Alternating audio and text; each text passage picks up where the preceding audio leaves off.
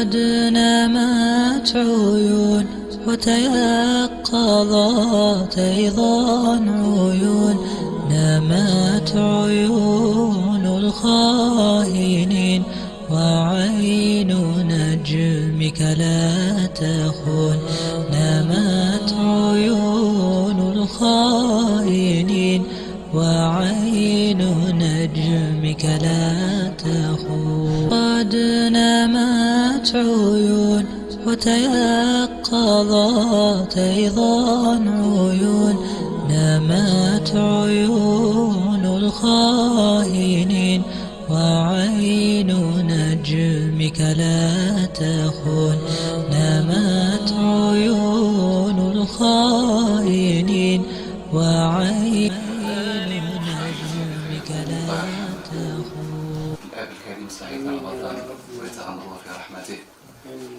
وارحم من علمنا وارحم من سبقنا بالإيمان. Yani c'est vraiment une joie et un honneur d'être là pour le petit mot pour commencer, c'est que c'est là, c'est grâce à Allah, puis grâce aussi au frère Alain Ramadan qu'on a appris, ne serait-ce que de la lecture du Coran en fait. On ne savait pas, il y a un peu plus de 20 ans, 25 ans à peu près que je fréquente le centre, c'est une baraka. Allez, vas-y, combien. Et puis, je me présente à Abd Samad Safi, natif de Tétouan, au nord du Maroc. On a fondé il y a quelques années Team Fraternité Suisse pour parler un petit peu, je ne vais pas trop m'étaler, ce n'est pas une vitrine pour l'association, mais si je pour que vous compreniez un petit peu le comment, du pourquoi. Le but de l'association, c'est Sadaqa Jariya, premier point. Deuxième point, c'est comment faire une association où le 100% des dons arrive aux bénéficiaires. Bien évidemment, islamiquement, le frère Hani peut me confirmer qu'on peut prendre un peu des dons pour les frais de maintien de l'association, mais nous on l'a créé autrement, c'est qu'on veut que le 100% 10 francs donnés là, c'est 10 francs donnés dans le projet. On prend en charge tout ce qui est voyage, on était au Bangladesh, au Sénégal, en Tunisie, au Maroc, c'est de notre poche.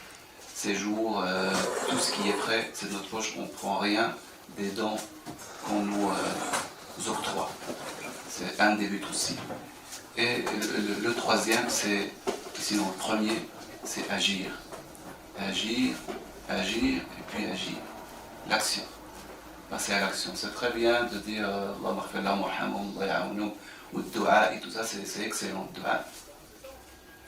Mais c'est encore mieux l'action. Allahu a'la wa a'lam. Donc ça c'est en quelques mots Team Fraternité Suisse.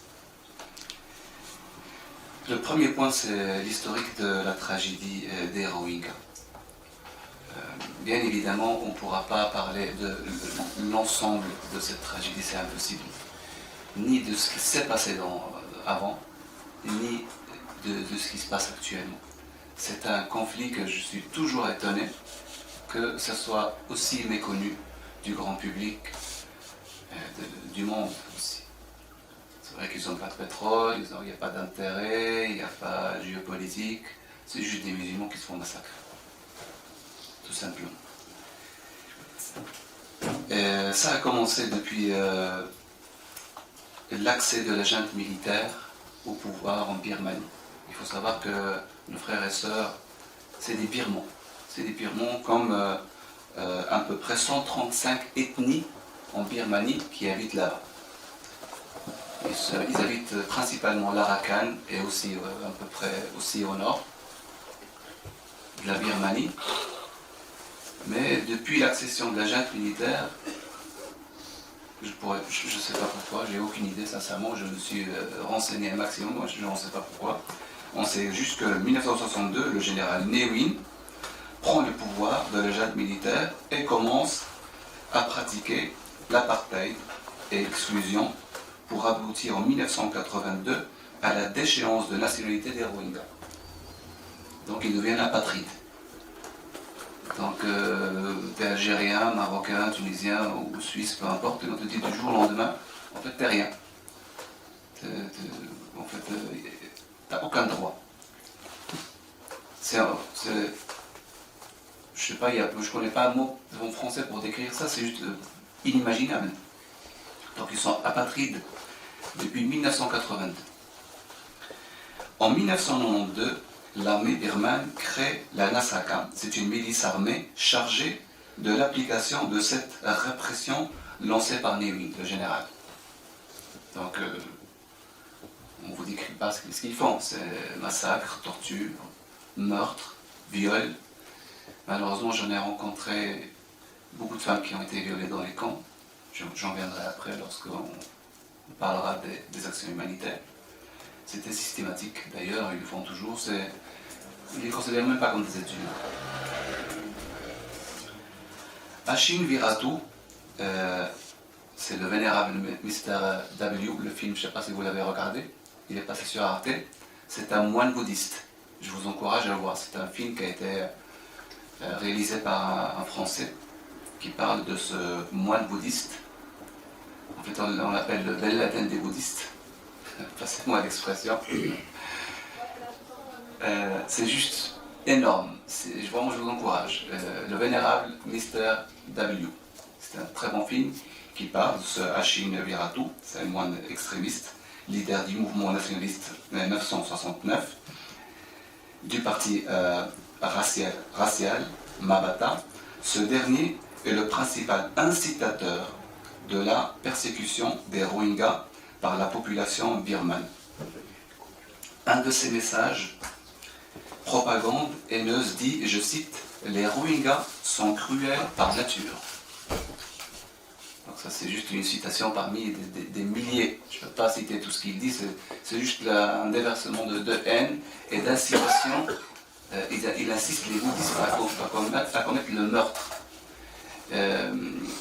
Je saute un petit peu les étapes, mais une des choses qui m'a poussé vraiment à faire ces actions-là pour aider nos frères et sœurs, c'est qu'il y avait un petit enfant birman. Là, j'ai vu la population s'acharner, ils l'ont massacré. Ils l'ont juste. C'était tout le monde contre lui, un enfant. Ils l'ont tué. Sans que personne ne bouge un doigt. En fait, c'est comme d'autres qui tuent, je sais pas, un rat ou un chien, un galeux ou quelque chose comme ça. Ça, c'est quelque chose qui existe, c'est pas de la fiction, ce que je vous dis. Et quand parti ce moine, Ashin Viratu,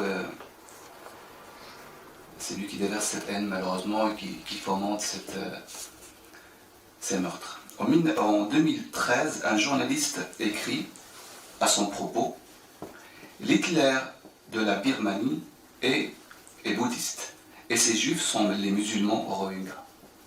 Donc ça c'est un journaliste anglais, c'est pas Mustafa ou quelqu'un de chez nous qui écrit, c'est un anglais. En juillet 2013, le magazine Time met à la une, donc le met ce mois-là à la une, et met en titre le visage de la terreur bouddhiste. Donc on peut regarder ce Time-là, il existe bien, vous pouvez le regarder. Sa diffusion a été interdite en Birmanie, bien évidemment. Le magazine The Economist le décrit comme un chauviniste notoire, pour qui le bouddhisme est l'équivalent d'un nationalisme étroit. Interviewé par le Global Post, il a déclaré « Les musulmans sont comme la carpe africaine, ils se reproduisent rapidement, sont très violents et se mangent entre eux.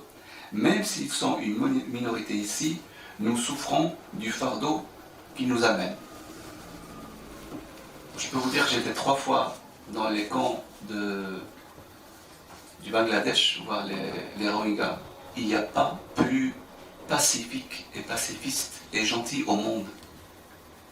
Et Genève, c'est une ville cosmopolite, on a côtoyé de toutes les nationalités.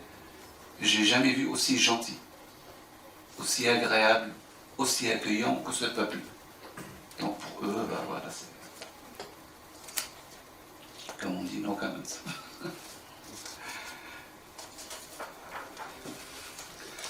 On le surnomme, donc je reviens, le Ben Laden birman. Le mouvement fait un large usage des réseaux sociaux pour diffuser des propos islamophobes qui se fait de plus en plus violent dans la période préélectorale des élections législatives de novembre 2015 notamment, en favorisant la volonté du gouvernement d'exclure de ces élections les candidats musulmans et les électeurs rohingyas. Donc, exclus d'élire et d'être élus. Le clergé bouddhiste, quand même, il faut quand même noter ça, c'est important. C'est-à-dire que bon, les bouddhistes, l'ensemble des bouddhistes, le clergé bouddhiste a réagi en mars 2017 en l'interdisant de prêcher. Cependant, Hashim Viratu continue d'organiser des rassemblements des milliers de personnes où il se présente un sparadrap collé à la bouche avec un magnétophone qui diffuse ses anciens discours. En 2012, après le prétendu viol d'une femme arakanaise par des Rohingyas, toujours des viols, ils nous collent toujours des... Puis voilà, des villages entiers seront incendiés et rasés et on déplorera 72 morts et des centaines de blessés. Les Rohingyas, ils ont constitué une petite milice pour se défendre. Ils ont attaqué un poste frontière. Il y a quelques soldats birmans, ils ont attaqué des soldats. Quelques soldats sont morts. Et c'est là que le pire a commencé, en 2017. L'armée donc a organisé la riposte en tuant et brûlant les villages. C'est systématique. Ce qu'ils arrivent, l'armée arrive dans un village, ils commencent à tuer déjà en arrivant. Ils séparent les hommes des femmes. Ils vont violer les femmes, en préférence devant les leurs, tuant les pères, ceux qui peuvent s'échapper, ils sont déjà échappés, mais ceux qui restent, c'est la torture, c'est le summum de la torture. Donc ça m'a été raconté aussi sur place, c'est quelque chose du vécu malheureusement. Dès le mois d'août 2017, plus de 600 000 Rohingyas partent se réfugier à nouveau dans le Bangladesh voisin et vont s'ajouter aux plus de 300 000 déjà présents sur place, entassés dans des camps de fortune. C'est l'exode le plus important des temps modernes. Ils manquent cruellement de tout. Ils vivent dans une précarité extrême. Il est très important de noter qu'en 1978 et en 1991, c'est date très importante, après des énièmes exactions de l'armée birmane, les Rohingyas avaient fui vers le Bangladesh, puis ont été renvoyés en Birmanie pour être parqués dans les camps sans eau, sans électricité, sans aucun service public. Ils ne peuvent ni étudier, ni posséder de terre, ni d'être embauchés, ni de circuler librement. Donc c'est un perpétuel recommencement. Donc, exaction, ils partent se réfugier parce que il faut savoir que l'Arakan, si on veut, l'Arakan c'est une zone frontalière du Bangladesh. Il faut traverser une rivière, Teknaf, et après on se trouve au Bangladesh. Ils traversent le Teknaf, ils se trouvent réfugiés au Bangladesh. Après ils disent non, revenez, vous inquiétez pas. Après l'ONU lance des appels soporifiques et tout ça. Ils reviennent, ils se font massacrer. 78, 91, et maintenant, aujourd'hui, c'est pareil. Ils sont en train de leur proposer, revenez, la Birmanie va vous accueillir et tout ça. C'est juste hilarant. C'est juste hilarant, c'est quelque chose que... Il n'y a pas de mots. Donc ça c'est très important donc, de noter ça si jamais on vous pose la question. Ils jouent avec eux. Et chaque fois ils tuent quelques dizaines de milliers, puis voilà. On les fait partir, ils reviennent, on les tue, on massacre. Et on continue. Question, pourquoi Aung San Suu Kyi, qui est le prix Nobel, Masha'Allah, Tabarakallah, prix Nobel de la paix, c'est juste incroyable. Pourquoi il n'agit pas? C'est très simple, parce que bon, c'est de la politique. Il faut savoir que sa base électorale, c'est les bouddhistes, c'est les adeptes de ce moine, de ce cher moine. Ils n'aiment pas les musulmans, ils sont contre l'islam. Donc si jamais ils prenaient par un moment où il disait un refus, quelque chose, elle va perdre ses électeurs, donc elle va perdre le projet qu'elle montait pour la démocratie en Birmanie, etc. Donc, mais cela ne l'exclut pas de cette faute qui est énorme. Vous êtes à la tête d'un pays qui est tyrannique, qui exerce de l'apartheid, génocide déclaré par l'ONU et tout ça, et puis elle fait rien. Et j'étais étonné parce que j'ai entendu dire qu'ils ont retiré le prix Nobel, mais je pense pas.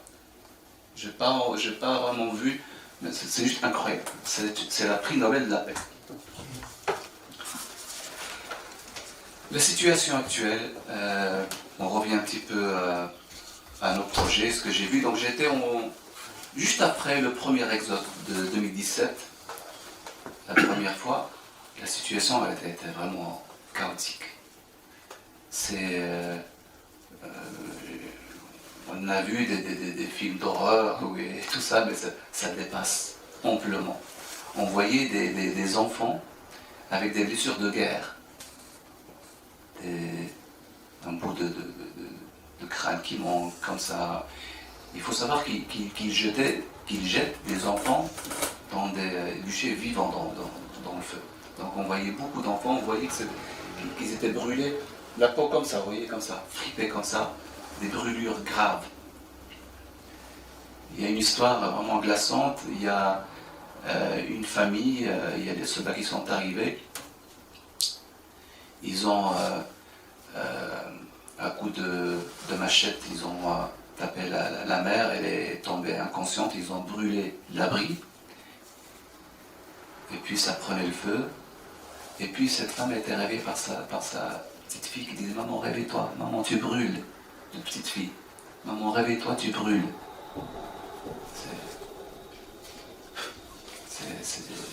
Et puis c'était vraiment des chemins debout, des bâches en plastique à perte de vue. Il faut savoir qu'à Kutupalong et Baloukali sont des campements au Bangladesh, c'est à perte de vue. On voit que des bâches, à perte de vue, et des familles entassées dessus. Ils ont les moussons, les typhons, et puis ils vivent là. Il y a beaucoup qui sont morts malheureusement parce qu'il n'y avait pas d'eau potable, pas de sanitaire. 2017-2018, c'était juste affreux. Alhamdulillah, on a pu contribuer un petit peu. On a construit une centaine d'abris, alhamdulillah, à notre première mission. Creuser des puits et des sanitaires, alhamdulillah. Mais on voyait il manquait de tout. Il manquait vraiment de tout. 2018, donc l'année d'après, la situation s'est quand même améliorée un peu. On voyait quand même les chemins, ils étaient un petit peu plus arrangés. Les réfugiés s'organisaient. Et ce qui est incroyable, c'est que, j'ai oublié de dire, lorsqu'ils arrivent, la première chose qu'ils font, c'est se mettre ensemble et construire un endroit pour la prière. C'est juste impressionnant. Ils étaient contents. Parce que en Birmanie, ils étaient interdits d'avoir un lieu de culte. Interdits depuis les années 60 d'études. La plupart, ils sont analphabètes.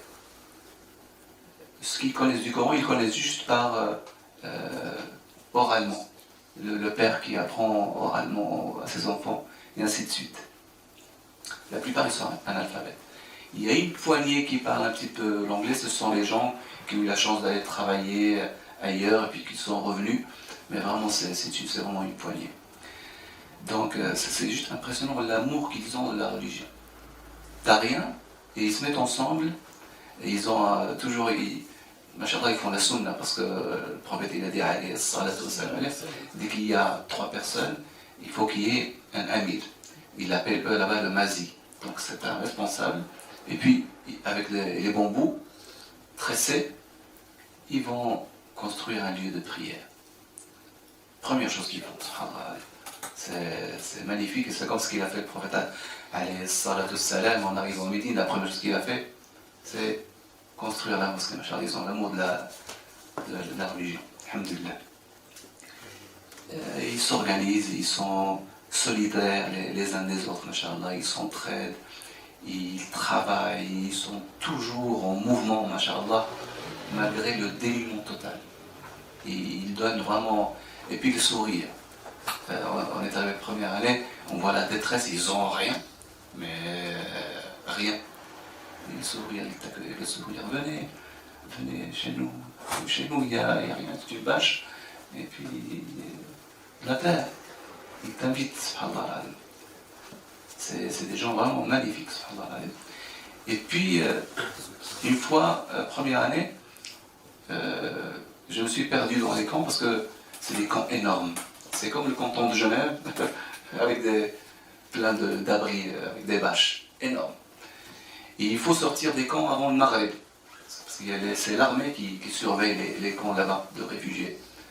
Sinon, on a des problèmes. Donc je me suis perdu, je ne savais pas comment sortir de ces camps-là. Et presque le Maghreb arrivait, on voyait des nuages. Des nuages, moi je suis marocain, j'ai vu des moustiques. Mais c'était des nuages de moustiques. Et puis ils attaquent. Je suis tout petit. Je peux vous dire que c'est invivable.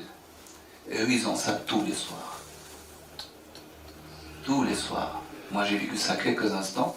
Et un petit gamin qui m'avait remarqué en arrivant le matin, qui m'a repéré, et il a su que je voulais sortir, il m'a pris par la main, il m'a aidé à trouver la sortie. Un gamin. Vous voyez comme ils sont intelligents, sans parler la langue, sans rien. Mais ces nuages de moustiques, je n'oublierai jamais. Et eux, ils ont ça chaque nuit. C'est juste inhumain. Parce qu'il faut savoir que le Bangladesh, c'est un pays où il y a le plus de rivières au monde. Ils ont beaucoup de ressources, alhamdoulilah, hydriques, beaucoup de marécages. Qui dit marécage, dit nos amis, les moustiques. C'est juste affreux. Donc l'année d'après, moi j'ai vu, alhamdoulilah, une amélioration, alhamdoulilah. Il faut quand même dire qu'il y a les ONG qui sont les grosses ONG, et des distributions de nourriture. Les mamans, ils envoient les enfants faire la queue à droite, à gauche, pour avoir le sac de riz et l'huile et le nécessaire pour le minimum vital pour vivre. Ils reçoivent ça et ils vivent de ça. Et puis, alhamdoulilah, cette dernière année, la 3e année, là, il y a 3 mois on était là-bas, et il y a quand même une nette amélioration. On voit quand même qu'il y a ils mettent des chemins, c'est pas de l'asphalte, ils mettent des cailloux. Donc il y a moins de marécages et tout ça, donc c'est un peu plus vivable. Beaucoup d'associations, alhamdoulilah, telles que la nôtre, est plus grande que nous, parce que nous on est juste une petite association. Ils construisent vraiment, et surtout, je tiens à parler de la Turquie. C'est un travail énorme qu'ils font là. Ils construisent des villages entiers. Si nous construisons 50 ou bien 100 abris ou bien 150, eux, c'est par 10 000, par 15 000, par 20 000 abris, machallah. Et ça, on arrive, on voit le drapeau flotter, machallah, turc, et puis ils sont très très bien organisés. C'est un travail magnifique qu'ils font là-bas. Magnifique, vraiment. Qu'Allah subhanahu wa ta'ala les rétribue. Je sais qu'à droite à gauche, Erdogan est attaqué et tout ça. Mais je peux vous dire, sur place, ils font un bien énorme et immense à cette population qui est oubliée de tout le monde. C'est juste énorme. Et puis, on a vu, alhamdoulilah, il y a quand même l'UNICEF et tout ça qui commence à construire des écoles. Il n'y en a pas beaucoup, il y a faut savoir qu'il y a 1,6 million personnes. Plus de 60% sont des jeunes. Mais il y a une petite scolarisation, alhamdoulilah. Les enfants, on entend souvent dans les mosquées, entre chaque prière, il y a les enfants, on leur apprend le Coran et tout ça. Ils sont très très actifs, alhamdoulilah. Et puis j'ai vu aussi qu'il y a quand même un peu plus de sanitaire, alhamdoulilah, et pas, les questions je ferai après, et pas mal de puits, alhamdoulilah, alhamdoulilah. Donc cette année, j'ai noté une nette amélioration, alhamdoulilah, alhamdoulilah. Bien évidemment, on viendra après aux points négatifs qui sont nombreux, trop nombreux, en sachant que je ne suis pas vraiment un expert, on est élève à 3 fois. Mais il y a aussi quelque chose qu'il faut relever, c'est le soutien des frères et sœurs musulmans. Je tenais à vous remercier vraiment tous les frères et sœurs qui nous ont soutenus, qui soutiennent cette cause. Dès qu'on dit au Rohingya, les gens sont généreux. Pour l'anecdote, j'ai remarqué, machallah, qu'en France, ils sont beaucoup plus généreux. Il y a un frère, il est retraité. Il a un peu moins de 1 000 euros par mois. Le couple, un peu moins de 1 000 euros, puis on a sollicité la mosquée. Il est venu nous voir après et il nous a dit j'aimerais vous faire un petit don. On a pris le billet et après on a vu que c'était 1 000 euros. Quelqu'un qui gagne, parce qu'on le connaît, quelqu'un qui gagne 1 000 euros par mois, il donne 1 000 euros. Il faut savoir que ces 1 000 euros, c'est un coût de 5, 2 euros qu'il met de côté, 10. C'est pas des gens riches. Mais je tenais vraiment à vous dire que, alhamdoulilah, la Oumma, il est solidaire. Il y a beaucoup de frères et sœurs qui sont avec cette cause et qui donnent, et qu'à chaque fois qu'on sollicite les dons, on dépasse à chaque fois, comme ce que j'ai dit au frère Ali, on dépasse à chaque fois les prévisions. C'est un miracle, c'est juste magnifique, subhanallah. Alhamdoulilah, il y a le baraka, il y a le khayr, il y a encore le khayr, alhamdoulilah, shukoulah. Les points négatifs. Il y en a beaucoup malheureusement. L'instabilité liée à la situation de réfugiés au Bangladesh. Il faut savoir que ces gens-là, ils ont traversé cette rivière Pegla pour se réfugier dans un des pays les plus pauvres au monde, dans la galaxie, je dirais. Je ne connais pas la galaxie. Ils sont extrêmement pauvres, les Bangladais, déjà eux-mêmes. Ils sont réfugiés au Bangladesh. Ils sont plus pauvres que les plus pauvres de la Terre. Bien évidemment, les Bangladais, il faut les comprendre. Tandis que nous, déjà, on n'a rien. Et puis, on a ces réfugiés qui viennent là à nous prendre. Vous voyez, un petit peu, c'est un petit peu humain. Ils ont aidé au début, mais après, ils ont vu que ça tardait et tout ça. Et il y a ce sentiment-là qui existe. Après, je reviendrai plus tard pour parler de ça. Le statut d'apatride. Ils sont toujours apatrides. Il n'y a rien de pire. Il y a des gens qui m'ont dit, ouais, à Samad, ici, à Genève, il y a la pauvreté, il y a des gens qui ont besoin et tout ça. Mais smahli, excuse-moi, il n'y a pas de comparaison. Au début, j'étais aussi, il y a 30 ans, je suis arrivé à Genève, c'était pas facile, j'avais pas de travail, rien, mais honnêtement, j'allais toquer sur toutes les portes et quelqu'un me dit, voilà, viens nettoyer là, ou viens. On ne peut pas mourir de faim et on peut se déplacer. Là, ils sont interdits même de se déplacer. Ils n'ont rien. Ils n'ont même pas de nationalité. الهوية حتى الهوية ما عندهم شيء. C'est juste une réponse à cette question qu'on m'a souvent posée. Ça m'a ici même et tout ça. Non. Je comprends, je compatis, mais c'est pas comparable. J'en ai interviewé, j'étais mal à l'aise, des femmes qui parlaient du viol devant leur mari, devant leurs enfants. Il faut savoir que c'est systématique. En fait, on ne compte pas ceux qui ont été violés, on compte ceux qui n'ont pas été violés. Il n'y a rien de pire.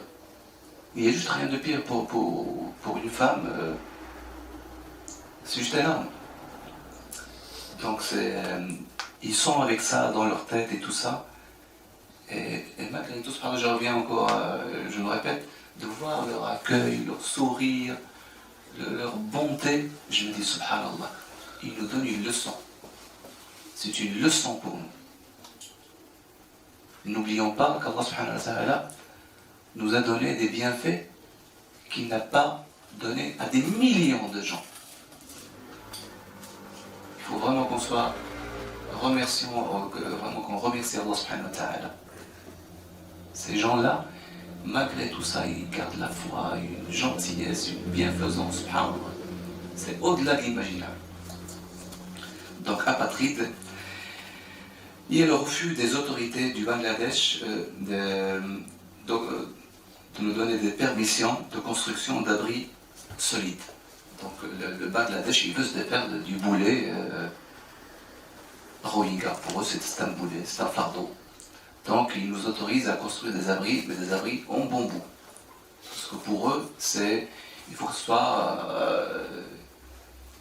deux passages qui partent. Dernièrement, alhamdoulilah, on a eu les autorisations pour avoir le sol cimenté. Et puis, les abris, il y a 6 piliers en ciment. Un peu plus solide. Lorsqu'il y a les ouragans qui arrivent, je peux vous dire, il y a même les maisons en briques qui volent. Donc les autorités, malheureusement, ils ne nous autorisent pas. On aurait bien aimé construire des choses en dur, on n'a juste pas le droit. Ça, c'est pour revenir à le Bangladesh, voilà, ils font barrage. On est dans l'incertitude totale pour leur futur. La Birmanie leur dit, voilà, venez, vous inquiétez pas. On ne vous fera pas la prochaine fois. Venez. C'est des appels officiels par l'ONU, on les a entendus, des pourparlers. C'est juste incroyable. Alors qu'on sait pertinemment qu'ils vont les tuer comme en 78 et en 91. Pareil. Ce sera pareil. Ils attendent que ça. Et ceux qui sont là-bas, on en a parlé tout à l'heure, il y a des nouveaux massacres en Birmanie. Aujourd'hui. Et sachez qu'aujourd'hui, même aujourd'hui, c'est une des raisons pour lesquelles aussi je me suis investi dans ce domaine-là, il y a des enfants et des familles entières en prison. Et Allah subhanahu wa ta'ala, il sait ce qu'ils leur font. Il n'y a qu'Allah qui sait. Pourquoi? C'est la seule raison, il n'y a pas une autre. Donc, la difficulté croissante à monter des projets étant donné l'opacité du règlement au Bangladesh. Là, la dernière fois qu'on a été, honnêtement, c'était extrêmement dur par rapport aux autorisations. Et grâce à Allah subhanahu wa ta'ala, on a quelqu'un qui nous aide là-bas. C'est un homme d'affaires, machallah. Il a des hôtels, il produit des films et tout ça, machallah. Et son hobby, et lui il dit ça, mon hobby c'est d'aider les gens. Donc je l'ai croisé par hasard, alhamdulillah, Allah me l'a mis sur mon chemin, il nous aide. Grâce à Allah, puis grâce à son soutien, on a eu les autorisations. Sinon, ça devient très dur. Là on est en train de demander est-ce qu'on pourra continuer ou pas. Parce que l'argent qu'on nous donne, c'est un mana. Lorsqu'on nous donne pour le Bangladesh, pour les Rohingyas, je dois le donner aux Rohingyas. Je ne peux même pas les donner aux Bengalais. Un mana. Quelqu'un t'a donné 100 francs pour les Rohingyas, tu l'investis dans les Rohingyas. Et là, ils sont en train de rendre les choses très très difficiles au niveau des autorisations. Là, dernièrement, on voulait, donc on a construit, parce qu'on avait déjà construit un quartier, machallah, tout un quartier de 70 abris, alhamdoulilah, équipé de panneaux solaires, de tout ce qu'il y a besoin, couchage et tout, moustiquaires. Et puis là, on a étendu ce quartier avec 50 autres abris équipés pareil. Les puits qu'on creuse, parce qu'avec la même somme d'argent, avec 4000 francs, on peut creuser par exemple 10 puits. Nous, on creuse que un. Mais on creuse un profond pour aller chercher l'eau pure et on va mettre la pompe solaire, l'énergie solaire et le certificat de potabilité. Donc on n'a fait que 2 puits, mais 2 puits de qualité. Alhamdulillah, shukrillah. Et puis pour revenir à ce que je disais, on a créé un atelier de couture pour les femmes. C'est le seul des campements. Et on a mis des machines à coudre. Et cette fois, on a acheté 125 machines à coudre. Et ils voulaient qu'une partie soit pour les Rohingyas, une partie pour les Bengalais. J'ai dit non. C'est pas parce que j'aime pas les Bengalais, c'est pas parce qu'ils sont pas gentils ou quelque chose, c'est parce que c'est une amana. Je ne peux pas donner ne serait-ce qu'une seule machine à quelqu'un d'autre que les Rohingyas. Et on a dû batailler très ferme pour, alhamdoulilah, aboutir à donner les 125 machines à coudre, ça gère quand même, à nos sœurs Rohingyas, et on les forme. On a là-bas 5 employés, alhamdoulilah.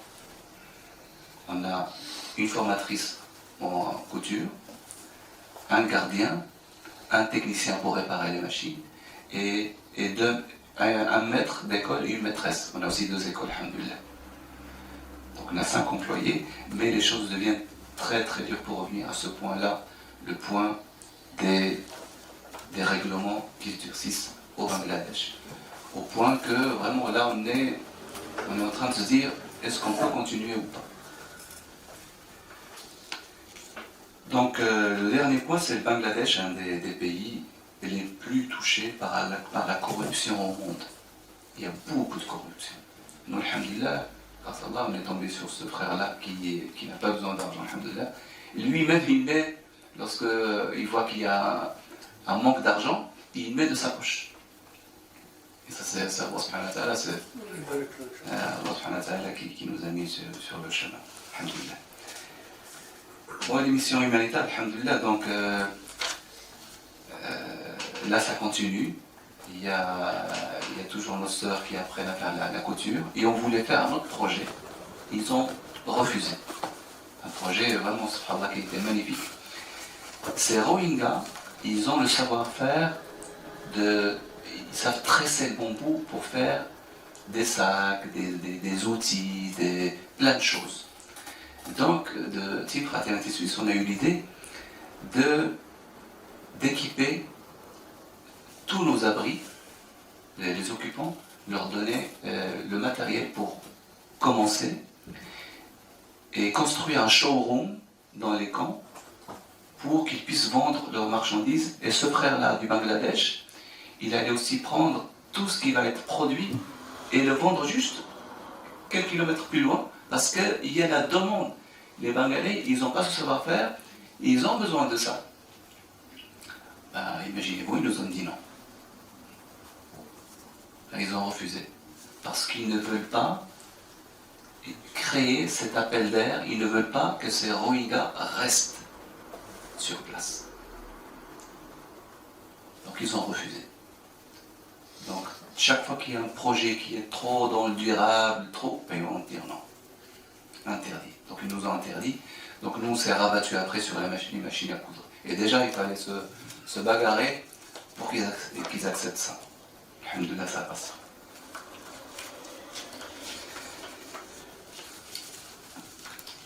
Et on vient au point le plus important. C'est vrai que bon, on a parlé de nos frères et sœurs Rohingyas. Mais pour moi, le point le plus important, c'est comment je peux agir à mon niveau. Je parle de vous, chacun de vous. Quelle est l'attitude à adopter en tant que musulman vis-à-vis des différentes crises dans le monde? Il faut savoir que j'ai aucune formation dans l'humanitaire, j'étais à votre place là-bas. Donc, qu'est-ce que je peux faire? Qu'est-ce que vous pouvez faire? Moi, à mon avis, sans être un expert, je dis, tout d'abord, comme j'ai dit tout à l'heure, il faut qu'on soit conscient des ni'am qu'Allah subhanahu wa ta'ala nous a donnés. وَلَئِنْ شَكَرْتُمْ لَأَزِيدَنَّكُمْ. Et une des façons de remercier Allah subhanahu wa ta'ala, c'est d'aider les autres. كيف أشكر نعمة الله سبحانه وتعالى عليكم. Comment je peux remercier les bienfaits d'Allah subhanahu wa ta'ala. C'est une des façons, en agissant. Et je reste convaincu aussi que beaucoup de réponses sont dans le Coran et la Sunna. Allah subhanahu wa ta'ala, sur la Tawbah, وَقُلْ اعْمَلُوا فَسَيَرَى اللَّهُ عَمَلَكُمْ وَرَسُولُهُ وَالْمُؤْمِنُونَ.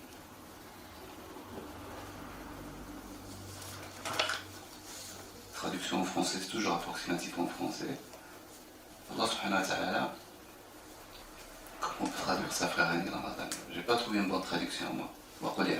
Comment tu traduis avec toi? Il dit agissez. Il dit agissez. Allah subhanahu wa ta'ala, il nous appelle à l'action. Est-ce qu'il y a une ayah qui dit الذين آمنوا فقط؟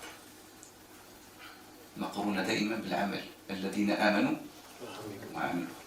الذين آمنوا وقل اعملوا فسيرى الله. العمل. On ne peut pas juste dire ouais, c'est les pauvres, subhanallah. C'est bien de faire les doigts, c'est très très bien. Mais il faut agir. Mais je vais vous démontrer qu'il y a des façons qui sont à votre portée. Il n'y a pas besoin d'aller jusqu'au Birmanie ou Turkménistan. On peut agir ici. C'est possible. Chacun comme il peut. Pourquoi? Il faut qu'on se cherche une excuse, les frères, parce que tôt ou tard, on sera devant les mains d'Allah subhanahu wa ta'ala, mais il faudra avoir des arguments. Allah subhanahu wa ta'ala qui dit وإذ قالت أمة منهم لم تعظون قوما إلا هو مهلكهم أو معذبهم عذابا شديدا قالوا معذرة إلى ربكم ولعلهم يتقون. Et quand parmi une communauté dit pourquoi exhortez-vous un peuple qui Allah va anéantir ou châtier d'un châtiment sévère? Ils répondirent pour dégager notre responsabilité vis-à-vis de votre Seigneur et que peut-être ils deviendront pieux. Il faut qu'on dégage notre responsabilité. Notre responsabilité, elle est à plusieurs niveaux. El Hakim, il a son degré. Et on va crescendo, bien descendant, jusqu'à nous. Chacun a une part de responsabilité. Personne n'a zéro. Ça n'existe pas. Ça s'appelle l'amani. L'amani. On a tous une part de responsabilité, on peut faire quelque chose. Donc, il faut savoir que lorsque on fait le travail humanitaire, de toute façon, vous allez être critiqué. Quoi que vous fassiez. Même les prophètes, alayhimu salatu wassalam, ils ont été critiqués. Même Allah subhanahu wa ta'ala, il a été critiqué.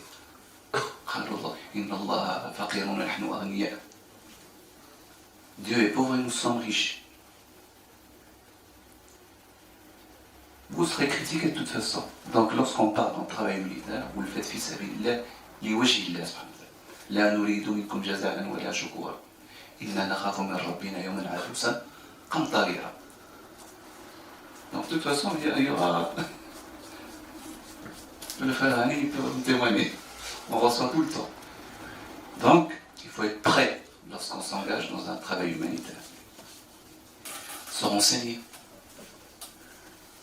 honnêtement, au jour d'aujourd'hui, même si c'est une formule fausse en français au jour d'aujourd'hui, on ne peut pas dire qu'on ne sait pas. Qu'est-ce que tu vas dire à Allah subhanahu wa ta'ala? Je ne sais pas. Bien sûr que tu sais. On le sait tous. Alors, si je sais, je vais m'informer. Une association je suis plutôt sensible de ce qui se passe en Algérie, d'accord. Il y a des assos qui s'en occupent de ce qui se passe au Maroc, et il y a des assos. En Birmanie, et Allah, bismillah. Il y en a partout des gens qui sont impliqués dans le travail humanitaire. À vous d'aller chercher. Et alhamdoulilah, ici, vous avez la possibilité. Je n'ai pas d'argent, je ne peux pas donner d'argent. Ah non, je prends les affiches, je vais me renseigner, je vais les distribuer. Est-ce que ça, je peux le faire? Mais ça, subhanallah. J'ai déjà fait, on a un projet pour le Sénégal, alhamdoulilah. J'ai pas d'argent, je prends l'affiche, je vais la donner à quelqu'un que je sais qu'il a de l'argent. Ça c'est un degré minime, on peut faire ça.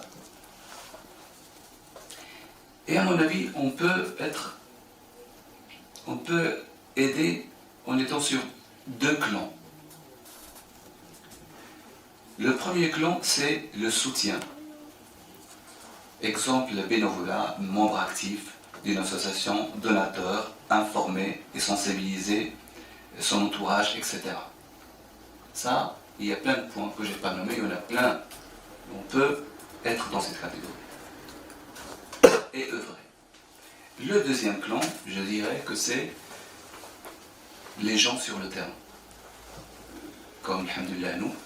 Mais il y a besoin des deux. On ne peut pas avoir que des gens sur le terrain et on ne peut pas avoir que le premier clan. C'est impossible. C'est ces 2 maillons qui sont indispensables. Et on ne peut œuvrer et on ne peut aboutir à notre but qu'avec ces 2-là.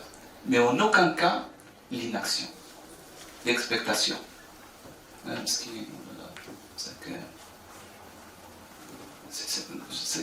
C'est juste impensable pour un musulman d'avoir cette attitude. On ne peut pas, on n'a pas le droit, en tant que musulman, d'avoir cette attitude.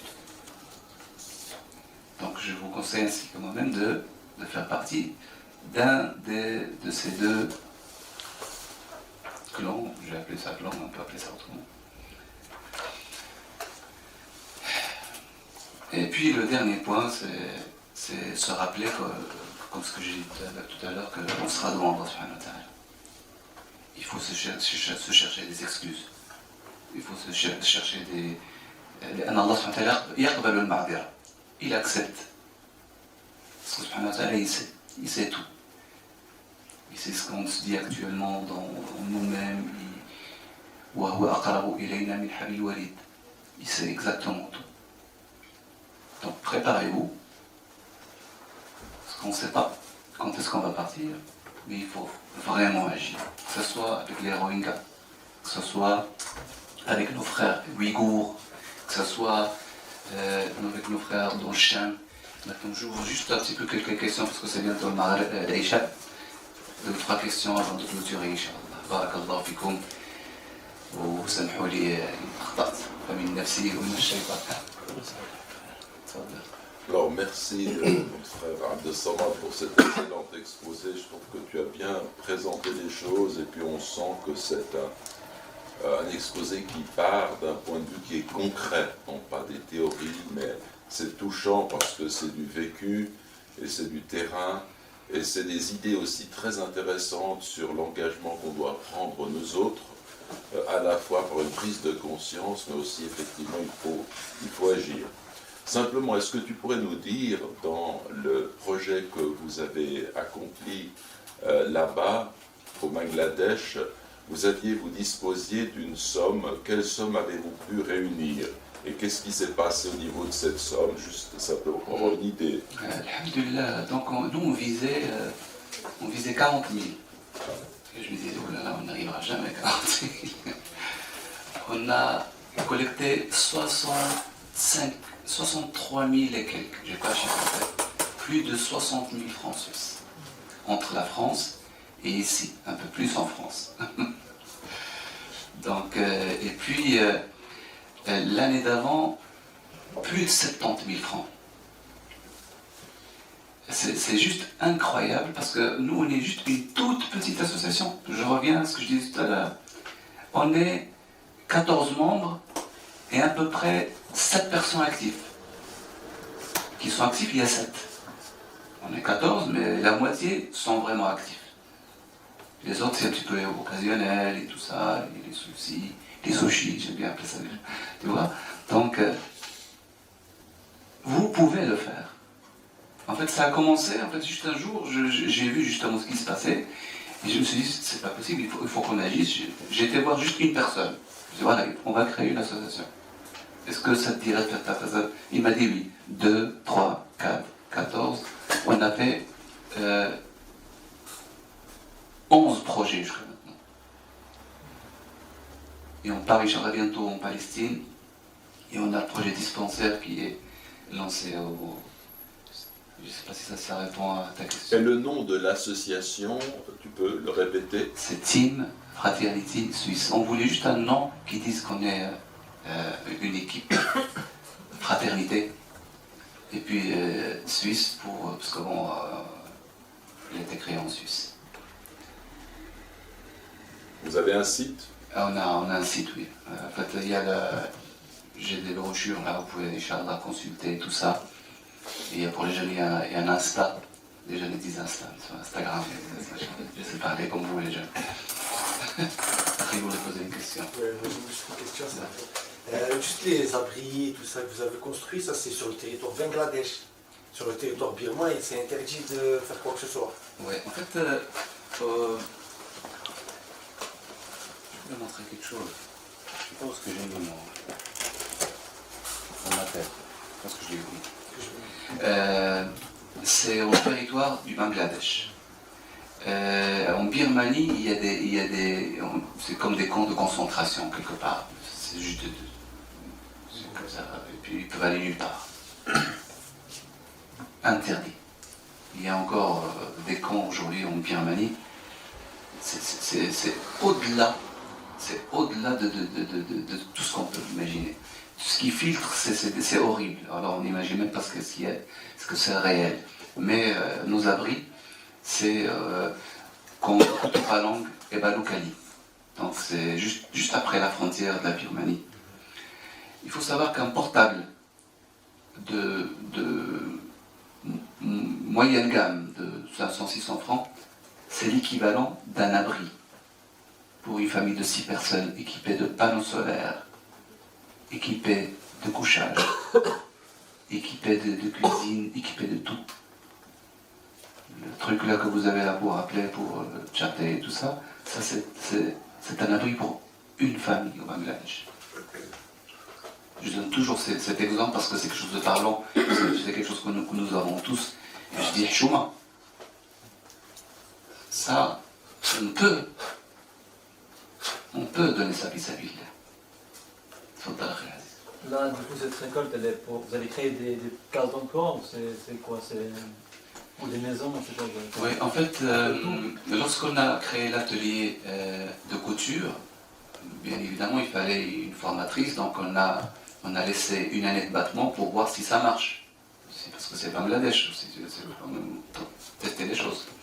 On a construit l'abri, équipé, on a salarié une formatrice, un gardien, parce qu'une machine à coudre, c'est juste énorme là-bas. C'est un gère en plus. Et maintenant, on a un technicien qui répare les machines. Donc, ils sont salariés. Donc, on les a testés l'année passée. On voit que le travail a été fait l'année très bien. Des femmes, elles ont été formées à la couture. C'est juste magnifique. Donc, on fait d'année en année. Donc, si on voit que ça marche, on prolonge une année. Et on ne va pas juste donner l'argent des donateurs juste comme ça. Il faut qu'on voie que ça marche. Sinon, on ne donne pas l'argent. Donc c'est juste pour les employés, c'est pas pour les maisons et les puits et tout ça? En fait, les puits, on les construit. Ah, vous faites tout, de tout? Tout. En fait, il y avait les abris, 2 écoles, les puits, les machines, distribution, on a distribué des kits d'urgence. Alhamdoulilah, tu vois, pour une petite association, c'est... Alhamdoulilah, je trouve que c'est... Alhamdoulilah. J'aimerais bien savoir, est-ce que vous allez retourner quand? Justement, c'est... Moi, j'aimerais bien, en fait, mon cœur me dit de retourner. Mon cœur, vraiment, mais ma tête me dit non. Parce qu'il y a les procédures, ben, c'est l'amana, pour revenir à ce qu'on disait, on sera devant Allah subhanahu wa ta'ala. Ben, s'ils me disent non, en fait, tu sais ce que les machines, on va donner 30 au Bengalais, l'armée. Je vais leur dire non, c'est de l'argent, c'est pas mon argent, c'est l'argent des donateurs. Donc je ne sais pas pour le salah. Je ne sais pas. Déjà, premièrement, c'est bien ce que vous faites parce que c'est vrai que vous travaillez de A à Z de la MNA. Parce qu'il y a beaucoup d'associations maintenant de nos jours. Et on ne sait pas c'est qui ramène vraiment l'argent ou qui s'en met un petit peu dans la poche en même temps. Donc vous, le fait que vous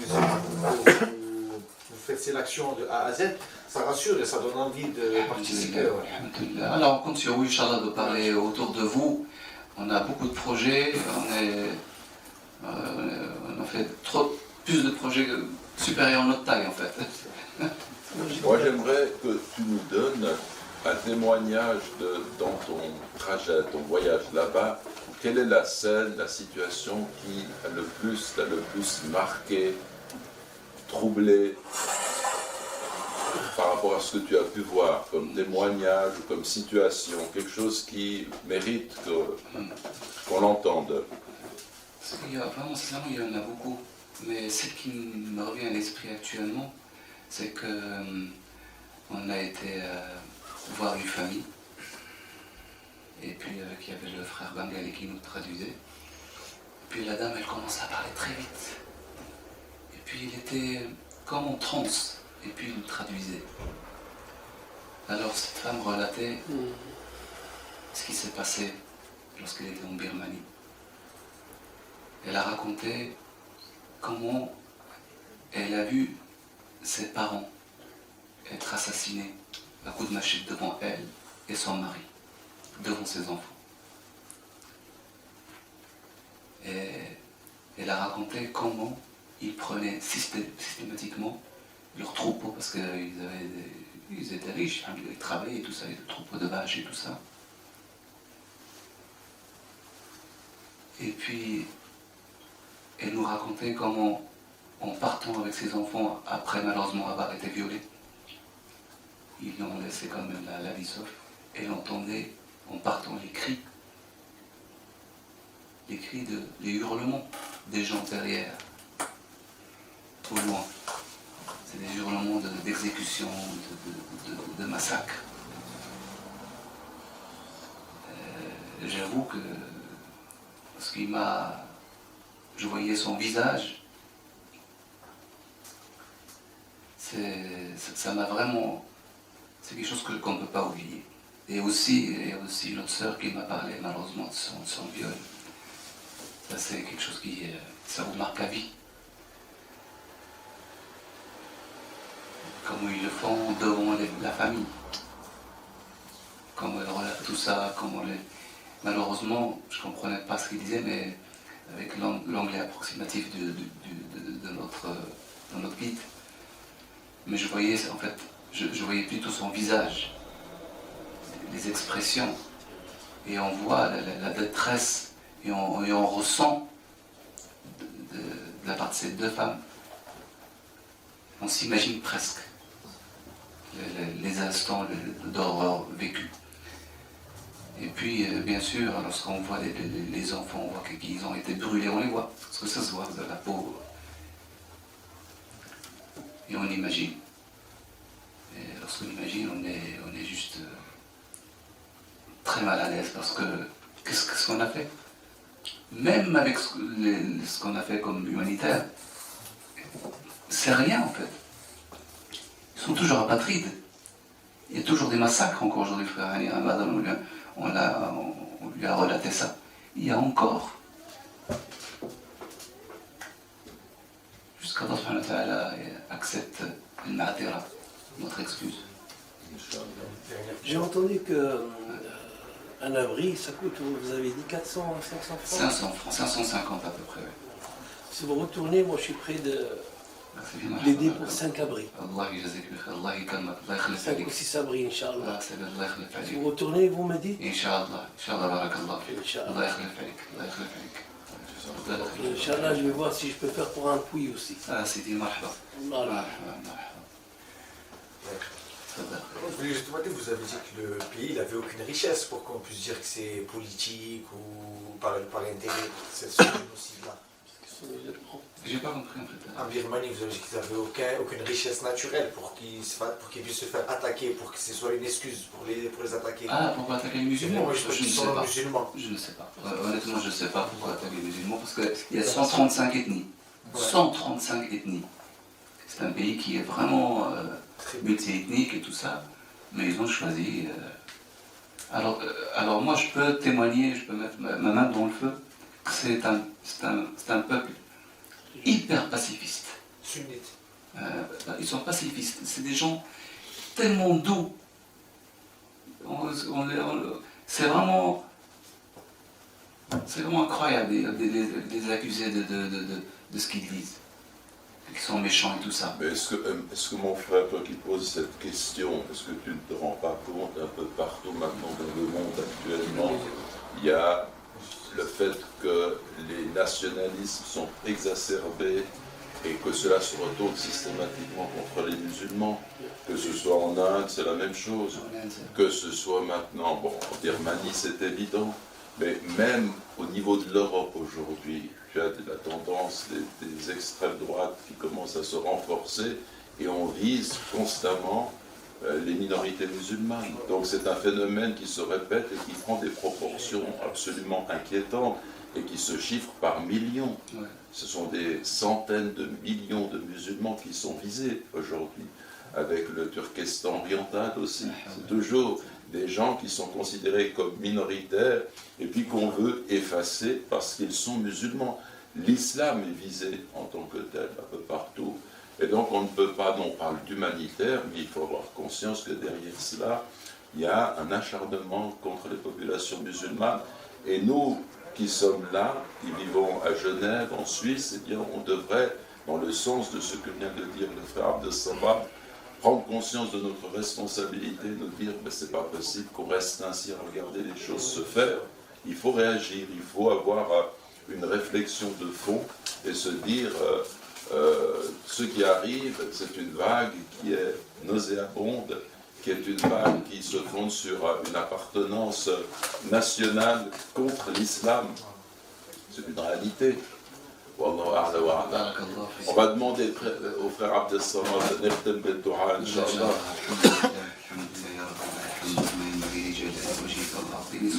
اللهم صل وسلم وبارك وانعم على محمد وعلى اله وعلى انبيائك ورسلك اجمعين. اللهم اغفر لنا وارحمنا وتقبل منا. اللهم اهدنا واهد بنا واجعلنا سببا لمن اهتدى. اللهم يا حي يا قيوم نسالك باسمائك الحسنى وبصفاتك العلى ان تنصر اخوان المستضعفين في كل مكان. اللهم انصرهم يا رب في فلسطين وفي غزه وفي الشام وفي تركستان وفي بنغلاديش وفي بورما وفي الصين وفي كل مكان يا ارحم الراحمين يا رب العالمين. اللهم انت ارحم بهم منا فارحمهم. اللهم انت ارحم بهم منا فارحمهم. اللهم انت ارحم بهم منا فارحمهم وانصرهم وثبتهم وقوي شوكتهم وانصرهم على القوم الظالمين. اللهم يا حنان يا منان برحمتك نستغيث فاصلح لنا شأننا كله ولا تكلنا إلى أنفسنا طرفة عين. ظلمنا أنفسنا وإن لم تغفر لنا وترحمنا لنكونن من الخاسرين. اللهم بارك لنا في أبنائنا وبناتنا وذرياتنا وإخواننا وأخواتنا وآبائنا وأمهاتنا وارحم موتانا. اللهم استر عيوبنا. اللهم انصر على القوم الظالمين. اللهم نجينا من الوباء ومن الامراض ومن الافات. اللهم احفظنا بما تحفظ به عبادك الصالحين. ولا حول ولا قوه الا بالله العلي العظيم. اللهم صل وسلم وبارك على محمد وعلى اله. سبحان ربك رب العزه عما يصفون وسلام على المرسلين والحمد لله رب العالمين. يا قد نامت عيون وتيقظت أيضا عيون، نامت عيون الخائنين وعين نجمك لا تخون.